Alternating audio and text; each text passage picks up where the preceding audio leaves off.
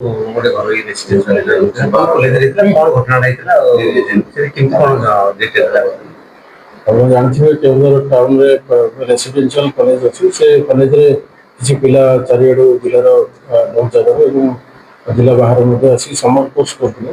ସେ କାଲି ଗୋଟେ ଘଟଣା ଯୁଧିଷ୍ଠିର ମହାପ୍ରଭୁ ଯେଉଁ ଲୋକ ଆଲିଗେସନ୍ କଲା ତାଙ୍କ ପୁତୁରା ସେ କଲେଜରେ ସମର କୋର୍ସ କରୁଥିଲେ। କାଲି ସେ ତାଙ୍କର ମୃତ୍ୟୁ ଖବର ପାଇଲେ।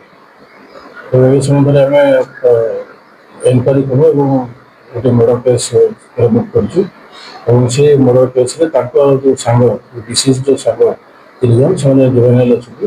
ତାଙ୍କ ଭିତରେ ଝଗଡ଼ା ହେଇଥିଲା ଏବଂ ଝଗଡ଼ା କାରଣରୁ ଏଇ ଘଟଣା ଘଟିଛି ଏବଂ ତାଙ୍କୁ ଆମେ ମର୍ଡର କେସ୍ରେ ବୁକ୍ କରିଛୁ। କାଲି PMJJB କୋର୍ଟରେ ପୁଲିସ ସେ କୋଣ କେମିତି ଏମିତି ଘଟଣା ହେଲା ଯେ ଏତେ ଯୋଉ ମାନେ ମାରିବା ପର୍ଯ୍ୟନ୍ତ ଥିଲା କୋଉ କୋଉ ବ୍ୟବହାର କରୁଥିଲେ ତ ସେମାନେ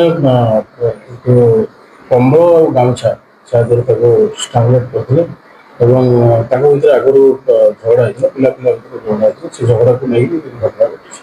ସେ ସବୁ କ୍ଲାସ୍ ମାନେ ପ୍ଲସ୍ ଟୁ କି 10th ପରେ ଆସିଥିଲା ସେମାନେ 10th ଏକ୍ଜାମ୍ ଦେଇଛନ୍ତି। ରେଜଲ୍ଟ ବାହାରିନି ଏବଂ ସେ ଏଇ ଯେଉଁ ମିନ୍ ଟାଇମ୍ ଭିତରେ ସେମାନେ ସମର୍ପିତ ଅବହେଳାକୁ ଆପଣ ଯାଇପାରିବେ ସେଇଟା ଆମେ ତଦନ୍ତ କରୁଛୁ ଯେ ତାଙ୍କର ଅବହେଳା ଏଥିରେ କେତେ ମାତ୍ରାରେ ଅଛି।